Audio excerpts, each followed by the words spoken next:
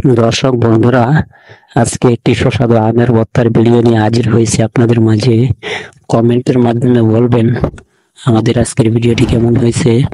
প্রথমে আমগুলো আমরা ভর্তার উপযোগী করে পিস পিস করে কেটে নিব। আমার ছোট ভাই স্বাধীন একটি চাকু নিয়ে আমের ভর্তা বানানোর জন্য পিস পিস করে কেটে নিচ্ছে।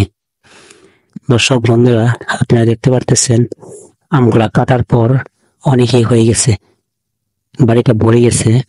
দর্শক বন্ধুরা, এই আমগুলো ধোয়ার জন্য আমাদের সর্বপ্রথম পানি আনতে হবে। তো আমরা পানি নিয়ে আসছি, এখন আমরা সুন্দর করে ধুয়ে নিয়েছি।